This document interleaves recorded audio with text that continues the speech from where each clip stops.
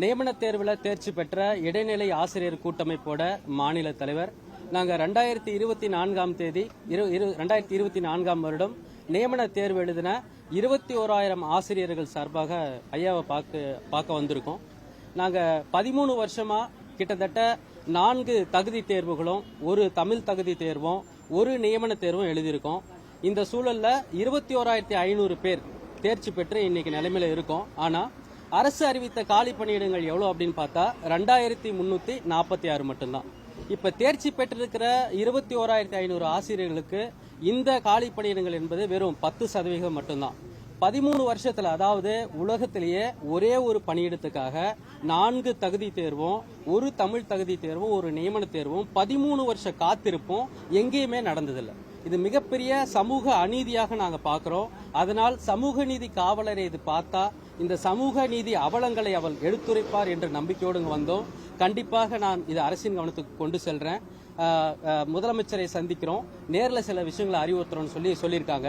இதற்கு இடையில 2018 ஒரு மதுரை நீதிமன்றம் ஒரு உத்தரவு பிரிச்சிருக்காங்க. தற்காலிக ஆசிரியர்களை அனைவரும் நீக்கிவிட்டு அதுக்கு நிரந்தர ஆசிரியர்கள் நியமிக்கணும்னு சொல்லிட்டு அரசாணை உள்ளது.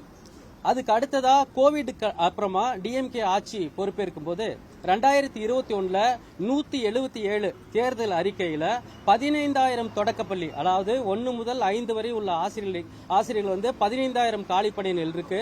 அதை நாங்க ஆட்சிக்கு வந்தா நிறைவேற்றோம்னு சொல்லியிருந்தாங்க. ஆனா அது நிறைவேற்றல.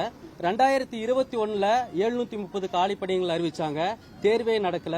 2022 3,987 காலி பணியிடங்கள் அறிவிச்சாங்க, அதுக்கும் தேர்வே நடத்தல. வெறும் தகுதி தேர்வு மட்டும் நடத்திட்டு பணி நியமனம் வழங்காம இருக்காங்க.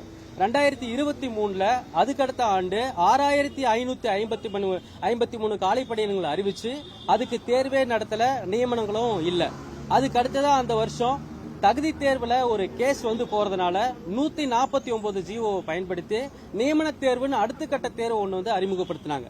அந்த நியமன தேர்வு நடந்தது ஜூலை மாசம் 21ஆம் தேதி 2024. அன்னைக்கு வரைக்கும் இருக்கக்கூடிய காலி பணியிடங்கள், அதாவது 21 இருந்து 24 வரை டிஆர்பி அறிவித்த காலி பணியிடங்கள் 14,038.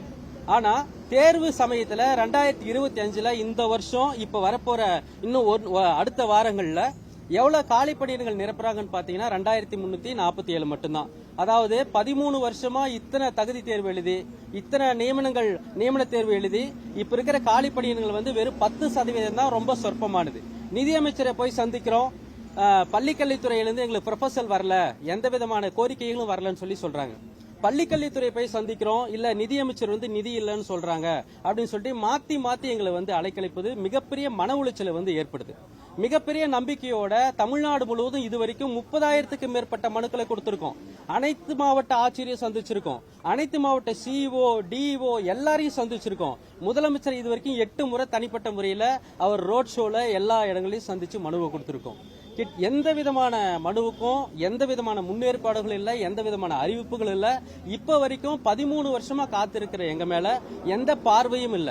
மிகப்பெரிய நம்பிக்கையோட சமூக நீதி அடிப்படையில் செயல்படும் மருத்துவர் ஐயா அவர்கள் இந்த விஷயத்தை கையில் எடுத்தாருன்னா, இத்தனாயிரம் பேர் குடும்பம், கிட்டத்தட்ட 20,000 ஆசிரியர்கள் இதுல பாதிக்கப்பட்டிருக்காங்கன்னா 10 லட்சம் பேர் இதுல இருக்காங்கன்னு அர்த்தம்.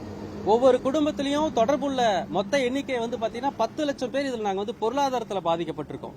இந்த எக்ஸாம் எழுதின இந்த டீச்சர் 13 வருஷத்துக்கு முன்னாடி கல்யாணம் பண்ணாங்க. இன்னைக்கு அவங்க பையன் 10வது படிக்கிறாங்க. இன்னொருத்தவங்களோட டீச்சர் அவங்க காலேஜ் டிகிரி, அக்ரிகல்ச்சர் டிகிரி படிக்க வந்துட்டாங்க. அவங்க பையன் அக்ரிகல்ச்சர் டிகிரி படிக்கிறாங்க, ஆனா இன்னும் அவங்க தேர்வு எழுதிக்கிட்டு இருக்காங்க, இந்த எக்ஸாமுக்காக காத்துட்டு இருக்காங்க. பொருளாதார லெவல்லையும் உளவியல் ரீதியாகவும் மிகப்பெரிய சமூகத்துல அவலங்களும் ஏற்பட்டு, அவமரியாதை ஏற்பட்டு ரொம்ப பெரிய பாதிப்புக்குள்ளாகி இருக்கோம் நாங்க. அதனால இந்த சமயத்துல எங்களுக்கெல்லாம் கிடைக்க வேண்டியது என்னன்னா நீதி, அது சமூக நீதியா இருக்கணும். அந்த பார்வையில ஐயா சந்திக்க வந்திருக்கோம்.